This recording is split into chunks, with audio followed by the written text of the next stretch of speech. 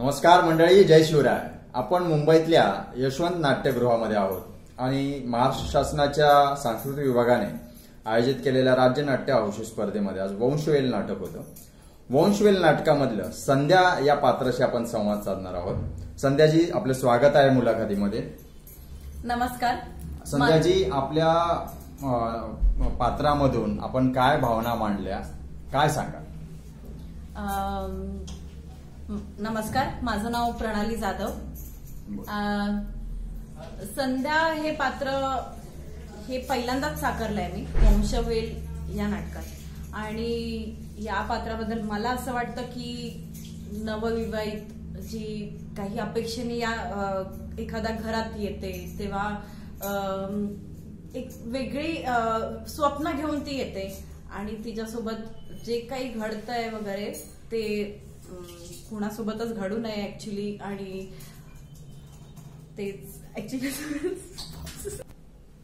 हा म्हणजे मी म्हणाल्याप्रमाणे हे असं कोणासोबत घडू नये नवीन लग्न झाल्यावर. आणि ठीक आहे, पण समाज व्यवस्थेमुळे जे काय तिला भोगावं लागतं किंवा कंपल्सरी म्हणजे तिच्यावर आणि या समाज व्यवस्थेमुळे तिच्यावर जे काय जबरदस्ती तिला एक आयुष्य वेगळं आयुष्य जगावं लागतं. तिच्या मनाप्रमाणे नाही जगता येतं तिला. तिची स्वप्न अधुरी राहतात. तिला जसं जगायचं होतं तसं जगता येत नाहीये.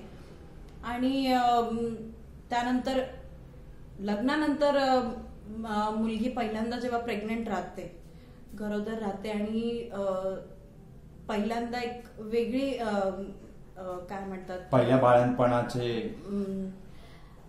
वेगळे एक्सपिरियन्स असतात किंवा वेगळे स्वप्न असतात. आणि ते पहिल्या बाळाला घेऊन खूप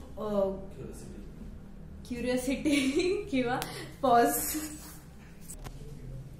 तर लग्नानंतर पहिल्यांदा जेव्हा मुलगी आई बनते तर तिचे एक वेगळे स्वप्न असतात पहिल्या बाळाला घेऊन. एक पहिलं एक्सपिरियन्स असतं तिचं, तर त्यानुसार ती एक वेगळी स्वप्न सजवते. पण या नाटकातल्या कॅरेक्टरला एक पहिलं बाळ म्हणजे ते थोडंसं कठीण आहे ते सगळं एक्सेप्ट करणं. पण तरी ती करते बाळासाठी. म्हणजे जसं की आई बाळासाठी काही करू शकते, त्या बाळाची त्यात काही चूक नसते म्हणून. तर ते बाळ एक्सेप्ट करून पण पुढेही जाऊन सगळे हताशपणे सगळं स्वीकारावं लागतं तिला. पण तरी आता हे नाटक बघूनच कळेल की आम्हाला काय बोलायचंय, त्यातून आम्हाला काय मांडायचंय. तर नक्कीच पुढे आणखी प्रयोग होतील तर ते नाटक प्रेक्षकांनी बघावं आणि ते त्यांना आवडेल. आजचा पहिला प्रयोग होता, हे सगळ्यांपर्यंत पोहोचलाय आमचा मेसेज, तर तो आणखी प्रेक्षकांपर्यंत पोहोचावा असं आम्हाला वाटतंय. नक्की. सो संध्या